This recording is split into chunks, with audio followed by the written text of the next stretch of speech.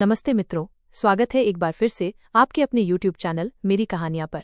आज हम फिर से हाजिर हैं एक नई कहानी के साथ। मेरा नाम नकुल है। मेरी उम्र 38 साल है। मेरे 3 बच्चे हैं और तीनों ही शहर के अच्छे स्कूलों में पढ़ते हैं। मुझे अपने तीनों बच्चों से बहुत प्यार है और उनके अच्छे फ्यूचर के लिए मैं बहुत मेहनत करता हूँ। मेरी अपनी कपड़े की दुकान है जो आजकल कुछ कम चलती है। मेरी शादी मेरी एक दोस्त से हुई थी। वो है तो बहुत खूबसूरत, मगर जुबान की बहुत तीखी है। जो दिल में आता है वो मुंह पर बोल देती है, फिर चाहे वो सामने वाले को अच्छा लगे या ना लगे। मैं अक्सर उसे समझाता हूँ कि ऐसा नहीं करना चाहिए। अगर तुम्हें किसी की बात बुरी भी लगी है तो मुंह पर मत बोला करो, लेकिन उसे मेरी बात समझ ही नहीं आती थी।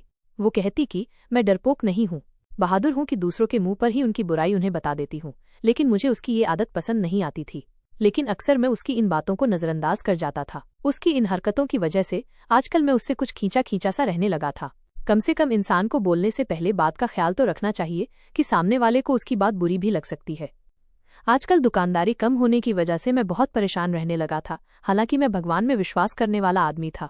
दुकान खोलने से पहले मैं भगवान की आरती किया करता था कि भगवान मेरा बिजनेस खूब फले फूले। लेकिन मुझे लगने लगा था कि जैसे भगवान मुझसे नाराज हो गया है। दिन इसी तरह गुजर रहे थे। एक दिन मैं दुकान पर बैठा हुआ था। कोई भी ग्राहक नहीं आया था। दोपहर हो चुकी थी, लेकिन एक भी ग्राहक की शक्ल नहीं देखी थी। गर्मी के दिन थे और गर्मी के मारे बुरा हाल था। लाइट भी चली गई थी और मैं हाथ से पंखा चला रहा था। मेरी नज़र सामने वाली कपड़े की दुकान पर जमी हुई थी, जहां एक के बाद एक ग्राहक आ रहे थे और ढेरों खरीदारी करके जा रहे थे। ऐसा नहीं था कि मेरी दुकान छोटी थी या कपड़ा अच्छा नहीं था। मेरे पास हर तरह का कपड़ा मौजूद था, लेकिन फिर भी लोग मेरे पास कम ही आते थे। मैं अभी उस दुकान पर नजरें जमाए बैठा हुआ था, तभी अचानक एक तरफ से एक भिखारन आकर मेरी दुकान के सामने खड़ी हो गई और हाथ फैलाकर मुझसे कुछ मांगने लगी। मगर मेरा ध्यान तो सामने वाली दुकान की तरफ ही था। मेरे दिल ने एकदम से भगवान से शिकायत कर दी कि मेरी दुकान पर आखिर कोई क्यों नहीं आता। तभी उस भिखारन ने ऊंची आवाज में कहा, बाबूजी, मुझे कुछ कपड़ा दे दो। उसकी तीखी और तेज आवाज सुनकर मैं चौंक कर उसे देखने लगा और देखता ही रहा। वो ऊंची लंबी एक जवान और खूबसूरत औरत थी। एक घिसा हुआ पुराना सा सूट पहन रखा था जो काफी गंदा हो चुका था। पाँव में पुरानी सी चप्पल थी, जबकि उसके गोरे रंग पर नाक में एक लौंग भी दमक रही थी जो उसके गोल चेहरे पर बहुत खूबसूरत लग रही थी। चेहरे पर जगह जगह मिट्टी भी लगी हुई थी, फिर भी वो अच्छी लग रही थी। मैंने उसे देखा तो बस देखता ही चला गया। उसके चेहरे पर इतनी मासूमियत थी कि उसे देखकर दिल ही नहीं भर रहा था। उसने मुझे खोया हुआ देखकर फिर से कहा, बाबूजी, कुछ कपड़ा दे दो, मैं भिखारन हूँ। उसकी विनती सुनकर मैं होश में आ गया। उसकी तरफ ध्यान दिया। वो हसरत भरी निगाहों से मेरी दुकान में लगे कपड़ों को देख रही थी। मैंने कहा, दे दूंगा, पहले ये बताओ कौन हो तुम।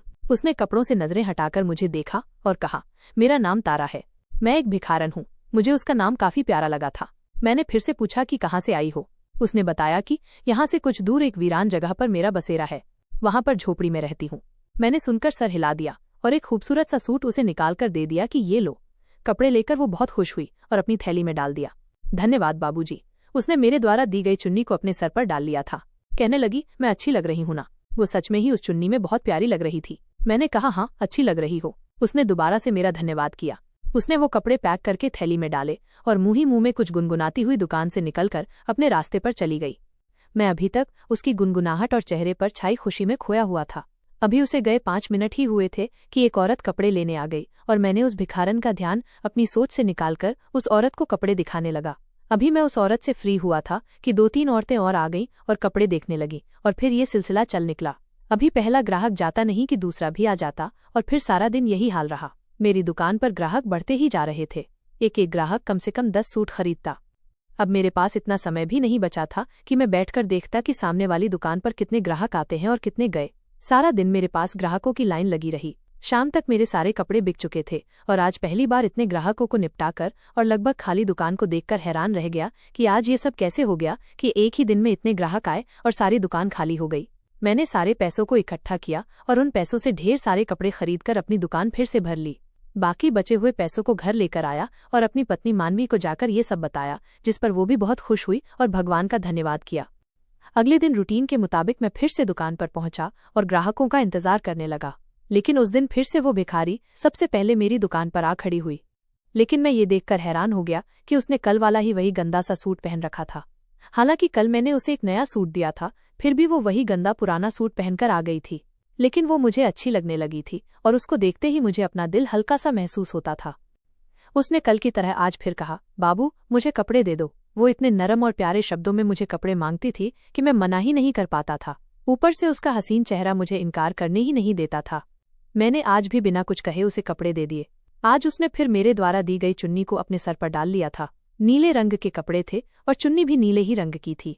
ये उसके गोरे रंग पर बहुत ही खिल रहा था। उसने फिर पूछा, साहब अच्छी लग रही हूं ना? मैंने कहा, हाँ बहुत अच्छी लग रही हो। मेरी बात सुनते ही वो झट से कपड़े उठाती हुई दुकान से बाहर निकल गई और मैं देर तक उसे जाता देखता रहा। उसके जाने के बाद आज फिर से मेरी दुकान पर ग्राहकों की भीड़ लग गई थी। मैं दिन भर उनमें बिजी रहा। एक के बाद एक ग्राहक आता ही गया। मैं थक गया था। तभी दोपहर के खाने का समय हो गया, मगर अभी भीड़ थी कि कम होने का नाम ही नहीं ले रही थी। मैंने सोचा कि अकेले तो मैं संभाल नहीं पाऊंगा, तो कोई लड़का काम पर रख लेता हूँ। उस दिन भी मेरी सोच से कहीं ज्यादा आमदनी हो गई थी। मैं बहुत खुश था। उसी शाम मैंने एक लड़के चिराग को अपनी दुकान पर काम करने के लिए रख लिया। मैंने उसे बोला कि मैं महीने की तुम्हें सैलरी भी दूंगा। वो राजी हो गया। इस तरह वो लड़का मेरी दुकान पर काम करने लगा। जिंदगी रूटीन के मुताबिक गुजरती रही और मेरी दुकान दिन ब दिन तरक्की करती गई। लेकिन इस बीच वो भिखारन भी रोज आती है और मुझे फ्री में कपड़े लेकर चली जाती। लेकिन मैंने कभी उसे नए सूट पहने हुए नहीं देखा था जो मैंने उसे दिए थे। उनमें से उसने एक भी सूट नहीं पहना था, बल्कि हमेशा वही अपना गंदा पुराना सूट पहनकर ही आती थी। एक दिन मैंने उससे पूछा भी कि क्यों कपड़े नहीं पहनती जो मैं तुम्हें देता हूँ। वो हंसकर टाल देती और फिर मुझसे नए कपड़े लेकर चली गई। मैं भी उसकी खूबसूरती से बहुत इम्प्रेस था। उसे इनकार ही नहीं कर पाता था। इस बात का मैंने अपने घर पर कोई जिक्र नहीं किया था और ना ही अपनी पत्नी को उस भिखारन की बात बताई थी। मुझे पता था कि ये बात सुनते ही मेरी पत्नी मुझे लेक्चर देने लग जाती कि उसे फ्री में कपड़े क्यों देते हो, और फिर मुझसे कहती कि आगे से कपड़े मत देना। वो भिखारन रोज पुराने कपड़ों में आती है और मुझसे नया सूट लेकर चली जाती, लेकिन उसके जाते ही मेरी दुकान पर ग्राहकों की भीड़ लग जाती। सर खुजाने की भी फुर्सत नहीं मिलती थी। मेरी दुकान ने इस समय बहुत ही तेजी से तरक्की की थी। अब मेरे घर में पैसे की रेलपेल होने लगी थी। मुझे बहुत हैरत होती कि उस भिखारन के आने से ही मेरी दुकान पर ग्राहकों की भीड़ क्यों लग जाती थी। पहले तो कभी ऐसा नहीं हुआ था कि मेरी दुकान पर इतने ग्राहक आते हों, बल्कि मैं तो हर समय खाली बैठा रहता था और सामने वाली दुकान को देखता रहता था जहां हर समय भीड़ लगी रहती थी। मैं इसी लालच में उस भिखारन को रोज नए कपड़े दे देता था। लेकिन अब मुझे उस पर शक होने लगा था। कुछ सोचकर मैंने इस मामले के बारे में पता लगाने की सोची कि आखिर पता तो करूं कि सबके पीछे कारण क्या है। और फिर एक दिन जब वो मेरी दुकान पर आई और बोली, बाबू मुझे नए कपड़े दे दो, मैंने उसे एक नया सूट निकालकर उसकी तरफ बढ़ा दिया। लेकिन जैसे ही उसने सूट लेने के लिए हाथ बढ़ाया, मैंने उसका हाथ पकड़ लिया। मैंने उससे कहा कि पहले मुझे ये बताओ कि तुम कौन हो और इन कपड़ों का क्या करती हो, उसके बाद ही मैं तुम्हें कपड़े दूंगा। मेरी बात सुनकर वो परेशान हो गई और बोली कि मैं पहनती हूँ।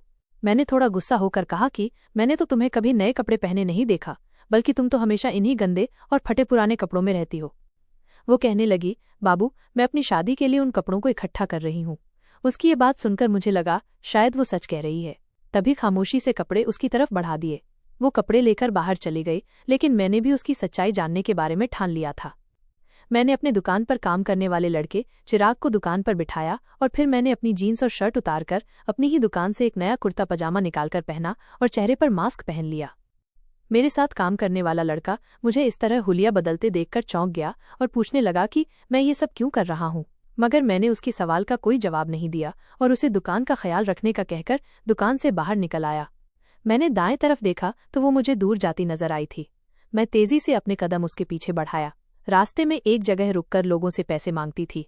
किसी से खाने की चीज मांगती और किसी से जरूरत की कुछ और चीज, और फिर अपना थैला भरती वो आगे बढ़ जाती।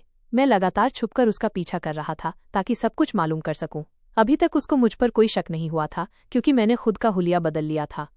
मैं अभी कुछ ही दूर था उससे जब उसको एक बच्चे के पास जाते देखा। उसने अपना थैला रखकर बच्चों से थोड़ी बातें की और फिर उसके बाल सहलाए। एक बार फिर आगे बढ़ गई। वो पैदल ही जा रही थी तो मुझे भी पैदल ही उसके पीछे जाना पड़ रहा था। आधा घंटा लगातार पैदल चलने के बाद वो एक वीरान सी जगह पर आ गई थी जहां ज्यादा आबादी नहीं थी, बल्कि आबादी ना होने के बराबर थी। यहाँ कुछ झोपड़ियां बनी हुई थी और वो भिखारन उन झोपड़ियों की तरफ जा रही थी। जितनी भी झोपड़ियां बनी हुई थी एक दूसरे से काफी फासले पर बनी हुई थी और सब झोपड़ी के आगे पर्दा लगा हुआ था, जिसकी वजह से झोपड़ी के अंदर देख पाना मुश्किल था। मैं उसका पीछा करता रहा और तब तक वो एक झोपड़ी के करीब पहुंच गई थी और उसने पर्दा हटाया। लेकिन ये देखकर मेरी जान निकल गई कि झोपड़ी के अंदर छोटे छोटे बच्चे बैठे हुए थे जो रो रहे थे। उनके साथ एक कम उम्र लड़की भी थी जो उन बच्चों को चुप करवाने की कोशिश कर रही थी। उस झोपड़ी में इतने बच्चों को देखकर मैं शक में पड़ गया था कि इतने बच्चे उसके नहीं हो सकते, क्योंकि वो तो शादीशुदा भी नहीं लगती थी। तो इसका क्या मतलब था?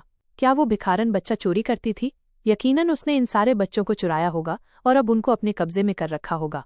या तो ये इन बच्चों के बदले उनके माँ बाप से पैसे लेगी, या फिर इनको अपने साथ भीख मांगने के धंधे पर लगा देगी और फिर पैसे कमाएगी। या फिर ये भी हो सकता है कि ये बच्चों को गैर कानूनी तरीके से बेच देती हो। ये सारी बातें मेरे दिमाग में आने लगी थी और अब मुझे उस भिखारन से हमदर्दी होने पर खुद पर अफसोस हो रहा था। मैं खुद को कोस रहा था कि उसकी मासूम और खूबसूरत शक्ल देखकर मैं पिघल गया और उसे इतने समय से फ्री में कपड़े देता रहा। मैं एक पेड़ के पीछे छिपा खुद को कोस रहा था, जबकि मेरी नजरें सामने भिखारन पर ही टिकी हुई थी, जो उस कम उम्र लड़की से कुछ कह रही थी। वो लड़की सर हिलाती उसे कुछ बता रही थी। बच्चे लगातार रो रहे थे, जिसकी वजह से उस भिखारन ने अपने थैले में से सबको फल निकाल कर दिए। सारे बच्चे लगभग 3 से लेकर 10 साल तक के थे।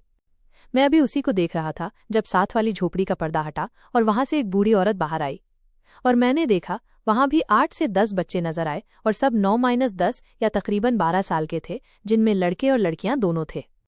वो औरत अब इस भिखारन के पास जाकर हाथ हिला हिलाकर कुछ कह रही थी, जिस पर वो भिखारन उस बूढ़ी औरत को कुछ बता रही थी। अब मुझे घबराहट होने लगी थी और घबराहट की वजह से मेरा शरीर पसीना पसीना होने लगा था। मुझे लग रहा था कि ये तो उसका पूरा गिरोह है और इनका ये बच्चों वाला बिजनेस दूर दूर तक फैला हुआ है। इतने सारे बच्चों को इसने कैद करके रखा हुआ है। मैं वहां से वापस अपनी दुकान पर आ गया और कपड़े बदलकर गहरी सांस भरकर खुद को रिलैक्स करने लगा। वो सब कुछ देखकर मेरा दिमाग हिल गया था और समझ नहीं आ रहा था कि क्या करूं। मैंने काम करने वाले लड़के को छुट्टी दी और दुकान बंद करके घर आ गया। बार बार मेरी नजरों के सामने उन मासूम और रोते हुए बच्चों के चेहरे घूम रहे थे, जो उस भिखारन की कैद में थे। ना जाने वो उनके साथ क्या करने वाली थी। यह सोचकर ही मेरा शरीर कांप रहा था। मैंने अपने बच्चों से भी कोई बात नहीं की थी, वरना पहले मैं आते ही अपने बच्चों से बातें करता था और उनके साथ कुछ देर खेलता था। मेरी परेशानी को मेरी पत्नी मानवी भी भाप गई थी। मुझे यूं चुप देखकर मेरी पत्नी ने पूछा, क्या हुआ है, इतने परेशान क्यों हो? पहले तो ऐसे कभी परेशान नहीं हुए। पहले तो मैंने टाल दिया कि कोई बात नहीं, लेकिन जब वो जिद पर अड़ गई तो सब कुछ बता दिया, सिवाय इस बात के कि मैं उसे रोज नए कपड़े देता था। अगर मैं उसे ये बात बता देता तो वो मुझे बेवकूफ समझने लग जाती कि आखिर तुमने ऐसा क्यों किया, फ्री में इतने सारे कपड़े क्यों दिए। मेरी सारी बात सुनकर वो भी सोच में पड़ गई थी कि ये मासूम बच्चों की जिंदगी का सवाल था। अचानक उसने कहा कि इस सब का हल सिर्फ ये है कि पुलिस को सब कुछ बता दिया जाए, ताकि वो खुद ही बच्चों को उस भिखारन से छुड़ा सके और उन्हें उनके माँ बाप तक पहुंचा सके। इस तरह आपकी टेंशन भी खत्म हो जाएगी और बच्चे भी अपने माँ बाप के पास पहुंच जाएंगे। अपनी पत्नी की बात सुनकर मैं सोच में पड़ गया था। कह तो वो ठीक रही थी। यहाँ बात 1-2 बच्चों की नहीं बल्कि 20-25 बच्चों की थी, जो उस भिखारन की कैद में थे और अपनी माँ बाप से दूर तड़प रहे थे। एक अकेला मैं उस भिखारन से नहीं लड़ सकता था और फिर उसके पूरे गिरोह को पकड़ना बहुत मुश्किल काम था। पुलिस ही सारे मामले को अच्छे से हैंडल कर सकती थी। अगर मैं अकेला ही इस मामले में पड़ता तो शायद मैं खुद भी इस मामले में फंस सकता था। अपनी पत्नी की बात पर सोच विचार करके मैं इस नतीजे पर पहुंचा कि ये मामला पुलिस तक ही जाना चाहिए। अगले दिन भी वो भिखारन सूट लेने आई तो मैंने बिना कुछ कहे सूट उसे दे दिया। फिर काम वाले लड़के को दुकान पर बिठाकर मैं पुलिस स्टेशन की तरफ रवाना हुआ। पुलिस स्टेशन पहुंचकर मुझे आधा घंटा इंतजार करना पड़ा और फिर इंस्पेक्टर विजय के फ्री होने पर मैं उसके पास जा पहुंचा। इंस्पेक्टर के पूछने पर मैंने सब कुछ बता दिया, जिसे सुनकर इंस्पेक्टर ने कहा कि वो खुद इस मामले को हैंडल करेगा। पुलिस वाले ने कहा कि तुम हमें बस उस जगह की लोकेशन बता दो या फिर हमारे साथ चलो। मैंने इंस्पेक्टर को उस जगह के बारे में बताया और कहा, मैं आपके साथ ही जाऊंगा ताकि सब कुछ अपनी आंखों से देख सकूं। मैं इंस्पेक्टर से कुछ देर और बात की और फिर वहां से निकल आया, रूटीन के मुताबिक काम निपटाए। शाम को इंस्पेक्टर का फोन आ गया कि वो इसी समय वहां रेड करने जा रहे हैं ताकि जल्द से जल्द बच्चों को छुड़वाया जा सके और उनके माँ बाप तक पहुंचा जा सके। कहीं ऐसा ना हो कि उन्हें देर हो जाए और वो भिखारन बच्चों को आगे कहीं पहुंचा दे। मैं उसी समय पुलिस थाने की तरफ रवाना हुआ और इंस्पेक्टर से जाकर मिला। इंस्पेक्टर पूरी तैयारी में था। 15 पुलिस वालों की टीम तैयार थी और फिर मेरे आते ही सब उस वीराने की तरफ रवाना हुए। रास्ते में वो मुझे मेरे बारे में भी पूछ रहा था कि मैं कौन हूँ, क्या करता हूँ, तो मैं भी बिना कुछ छुपाए उसे अपने बारे में सब कुछ बता दिया और फिर छुपाने वाली तो कोई बात नहीं थी। इस बीच वो मुझे जुर्म करने वाले लोगों के बारे में भी बताता रहा कि कैसे लोग एक दूसरे के दुश्मन बनकर एक दूसरे को नुकसान पहुंचा रहे हैं। अपने अपने फायदे के लिए दूसरों को मारना, लूटना, उन्हें नुकसान पहुंचाना बहुत आम हो गया है। वो कहते हैं ना कि अपना काम बनता और भाड़ में जाए जनता। मैं पुलिस इंस्पेक्टर की बातों से सहमत था। बातों बातों में हम उस वीराने के पास पहुंच चुके थे। इंस्पेक्टर ने गाड़ियों को कुछ दूर ही रुकवा लिया था और अपने पुलिस कर्मियों को कहा कि झोपड़ियों को चारों तरफ से घेरने को बोल दो। सारे पुलिस कर्मियों ने झोपड़ियों को चारों तरफ से घेर लिया। मैं गाड़ी के अंदर ही बैठा था क्योंकि पुलिस इंस्पेक्टर ने मुझे बाहर आने से मना कर दिया था कि बाहर आने में तुम्हें खतरा हो सकता है। ऐसा ना हो कि गिरोह के लोग हमला कर दें, ऐसे में तुम्हारी जान को खतरा हो सकता है। मैं भी गाड़ी के अंदर बैठा ही इन लोगों की कार्यवाही देख रहा था। झोपड़ियों को घेर लिया गया था और वो इंस्पेक्टर अब उस भिखारन को बाहर आने के लिए कह रहा था। इंस्पेक्टर की आवाज सुनकर वो भिखारन, वो बूढ़ी औरत और वो कम उम्र लड़की बाहर आ गए थे। इंस्पेक्टर ने कहा, फौरन अपने आप को हमारे हवाले कर दो। वो तीनों कुछ परेशान सी लग रही थी। मैं दूर बैठा उनके चेहरे के हाव भाव को देख सकता था। भिखारन हाथ जोड़कर इंस्पेक्टर से कुछ कह रही थी, लेकिन इंस्पेक्टर ना में सिर हिला रहा था। थोड़ी देर में झोपड़ी से बच्चे भी बाहर आ गए थे और ये सब कुछ देख रहे थे और रो रहे थे। इंस्पेक्टर ने अपने पुलिस कर्मियों को समझाया कि वो इन तीनों को गिरफ्तार कर ले। वो तीनों रोती हुई हाथ जोड़ रही थी, लेकिन इंस्पेक्टर नजरअंदाज करते हुए हथकड़ियां डालकर उन तीनों को वैन में डाल चुका था। कुछ देर बाद झोपड़ियों की तलाशी ली गई, मगर कुछ भी खास नहीं मिला। किसी तरफ से कोई हमला भी नहीं हुआ था। शायद उसके साथी ही कहीं छुपकर बैठे हुए थे या यहाँ मौजूद ही नहीं थे। सारे बच्चे रो रहे थे, लेकिन उनको जल्दी ही जीपों में सवार कर लिया गया और फिर वापस थाने की तरफ चल दिए। मैंने इंस्पेक्टर से बात करके विश्वास लिया कि वो बच्चों को उनके घर तक पहुंचा देगा।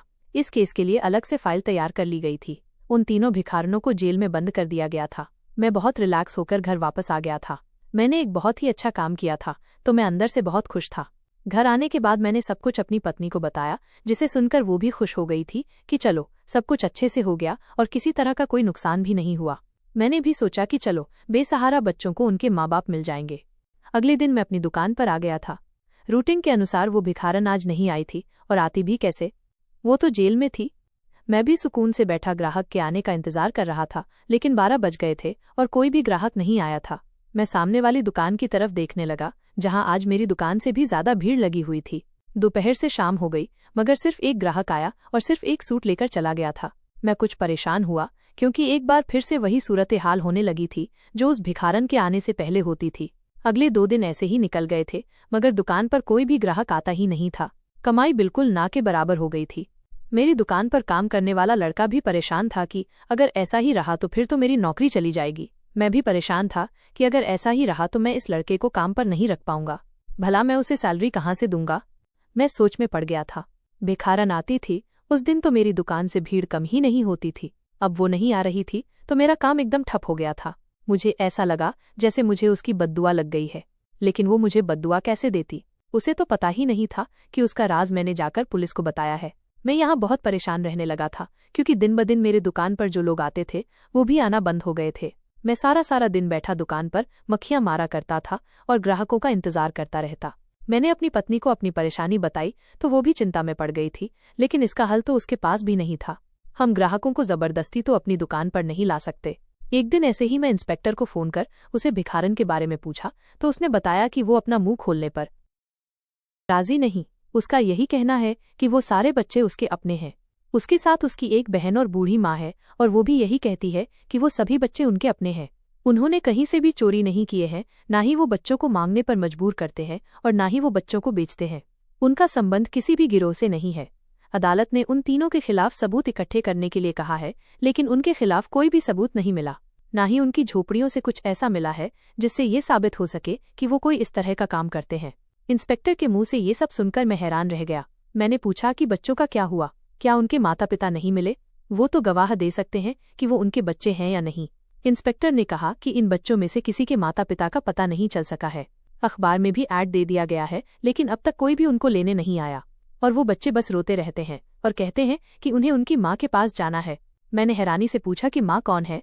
इंस्पेक्टर ने बताया कि वो अपनी माँ यानी उसी भिखारन को कहते हैं जिसके खिलाफ आपने कहा था कि ये बच्चों को कैद करके रखती है। उसी भिखारन को अपनी माँ कहते हैं, बूढ़ी औरत को नानी और उस कम उम्र लड़की को मासी कहते हैं। इंस्पेक्टर कुछ और भी बोल रहा था, लेकिन मैं तो इतनी सी बात सुनकर ही हैरान रह गया था कि आखिर ये सब हो क्या रहा है। मुझे कुछ भी समझ नहीं आ रहा था। मैंने फोन बंद कर दिया। कुछ तो अजीब था जो हमारी आंखों से छुपा हुआ था। अब तो मेरे दिल ने भी कहना शुरू कर दिया था कि मैंने कहीं न कहीं कुछ गलत कर दिया है। इस बारे में सोच सोचकर मेरा सर दर्द करने लगा था, लेकिन कोई भी सिरा हाथ नहीं आ रहा था। बच्चों के लिए भी अखबार में ऐड दे दिए गए थे, लेकिन किसी ने भी अपना बच्चा नहीं कहा था और ना ही कोई बच्चे को लेने आया था। कुछ सोचकर मैं दुकान को काम वाले लड़के के हवाले किया और खुद थाने जा पहुंचा और सीधा इंस्पेक्टर से जाकर मिला, जो खुद इस मामले में उलझा हुआ था। मुझे देखते ही वो सीधा होकर बैठा तो मैं भी उसके सामने जाकर बैठ गया। मेरे कुछ बोलने से पहले ही उसने कहा कि बच्चों का रो रो कर बुरा हाल है। वो सिर्फ अपनी माँ, नानी और मासी के पास जाना चाहते हैं। मैंने उनमें से जो कुछ बड़े बच्चे थे उनसे पूछताछ की है। उन्होंने बताया है कि उनकी माँ ने कभी उन्हें मारा भी नहीं है। वो अपनी नानी और अपनी मासी के साथ रहते हैं। और यही नहीं, उन बच्चों ने बताया कि जब से उन्होंने होश संभाला है तब से वो इन तीनों के साथ रहते हैं। हाँ, उन बड़े बच्चों ने ये भी बताया कि कभी कभी माँ किसी नए बच्चों को ले आती है और फिर वो भी हमारे साथ ही रहने लगता है और फिर कहीं नहीं जाता।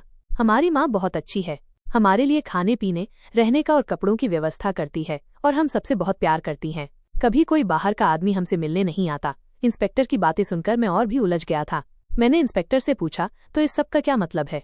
इंस्पेक्टर ने कहा कि मुझे तो लगता है कि आपने जो कुछ बताया था वो सिर्फ गलतफहमी है। इन तीनों के खिलाफ हमें कोई भी सबूत नहीं मिले हैं। जरूर आपको कोई गलतफहमी हुई होगी। अभी मैं उन औरतों से पूछताछ करने ही जा रहा था कि आप आ गए। मैंने कहा कि मैं भी चलता हूँ। मैं इंस्पेक्टर के साथ उन तीनों औरतों के पास आ गया जो एक ही जगह पर बंद थे। उन तीनों की हालत पर मुझे बहुत दया आई। साफ मतलब था कि लेडी इंस्पेक्टर ने उनसे सब कुछ उगलवाने के लिए उन पर हाथ साफ किया था। मुझे देखते ही वो खूबसूरत सी भिखारन जल्दी से मेरी तरफ लपकी थी और फिर सलाखों को थामकर कहने लगी, बाबूजी, अच्छा हुआ कि तुम आ गए।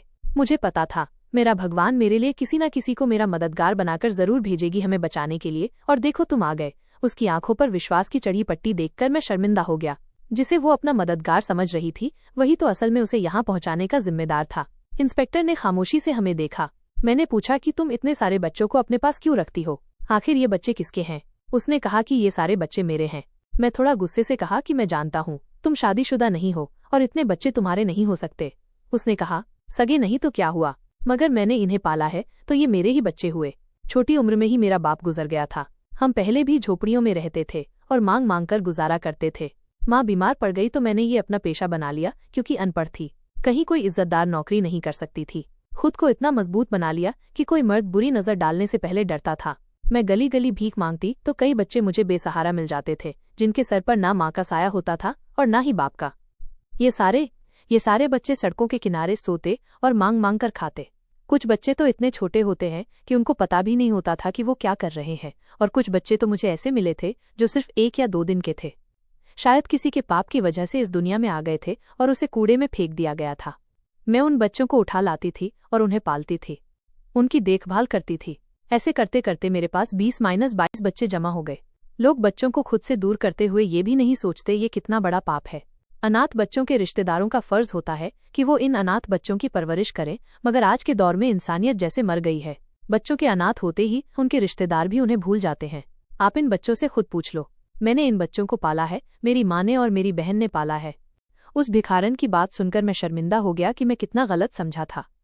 इंस्पेक्टर ने अदालत में जमा करवाई रिपोर्ट वापस ले ली थी और उस भिखारन की माँ, बहन और बच्चों को छोड़ दिया था, लेकिन अपने तौर पर कुछ समय तक उन पर नजर रखवाई थी। लेकिन सब कुछ वैसा ही था जैसा उस भिखारन ने कहा था। तभी इंस्पेक्टर ने कुछ लोगों के साथ मिलकर एक छोटी सी जगह पर एक मकान उनके लिए बनवा दिया था, जिसमें वो सारे बच्चों के साथ रहने लगी थी। वो मुझे और इंस्पेक्टर को ना जाने कितनी दुआएं देती। मैं भी उन बच्चों के लिए कपड़े और खाने पीने का सामान भेजता रहता था। और भगवान का करिश्मा फिर हुआ कि मेरी दुकान पर ग्राहकों की भीड़ बढ़ने लगी थी। और तो और उस इंस्पेक्टर की भी प्रमोशन हो गई थी। मुझे अब समझ आ गया था कि ये एक गरीब को दिए गए पुण्य का फल था। मैं भगवान का धन्यवाद किया कि समय रहते मुझे सारी सच्चाई पता चल गई थी। दोस्तों, वीडियो कैसा लगा कमेंट करके जरूर बताएं। वीडियो को लाइक और चैनल को सब्सक्राइब जरूर करें।